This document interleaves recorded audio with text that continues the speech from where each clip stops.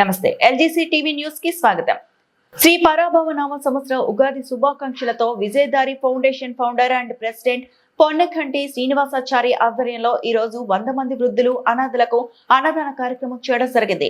ఈ కార్యక్రమానికి సహకరించిన దాతలు పొన్నకంటి జగన్నాథ సాయి, పొన్నకంటి నరేంద్ర, పొన్నకంటి కీర్తిశ్రీ మరియు మంజునాథ ఆచార్య వారు, జలదంకి శ్రీనివాసాచార్యులు, రంగు వెంకటేశ్వర ఆచార్యులు వారి సహాయ సహకారంతో ఈ యుగాదిన అన్నదాన కార్యక్రమం చేయడం జరిగింది.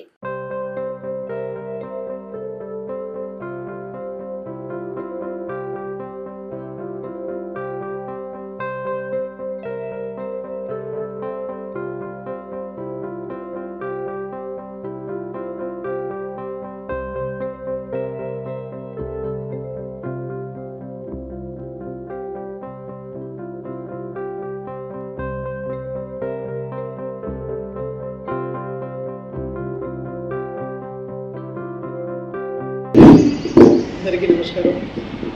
శ్రీ సాయి వృద్ధాశ్రమంలో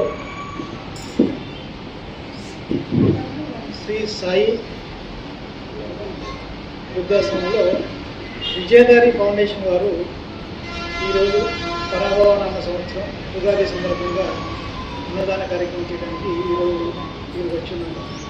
ఈ పరాభవ నామ సంవత్సరం సందర్భంగా వారందరికీ కూడా ఈ వృద్ధాశ్రమం తరపుంచి ఈ భోజన కార్యక్రమం ఏర్పాటు చేశాము. నాకు అవకాశాన్ని అందించినందుకు మన నరసింహమూర్తి గారికి అలాగే పెద్దలందరికీ కూడా ధన్యవాదాలు.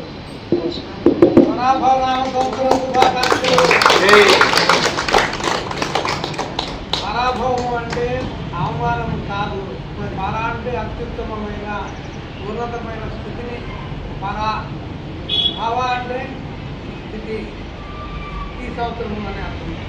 అంటే మంచి ఉన్నతమైన మహోత్తమైన సంవత్సరం ఇది అనే అర్థం అన్నమాట.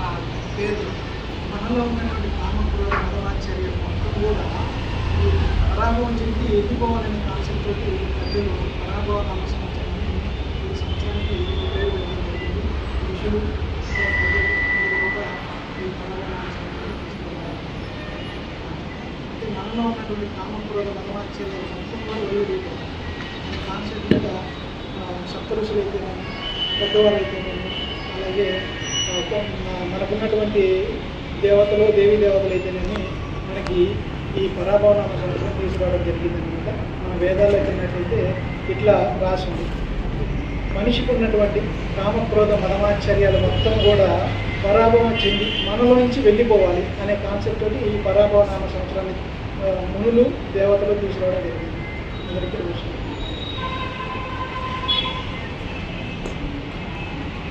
పరాభవ నామ సంవత్సర శుభాకాంక్షలు అందరు కూడా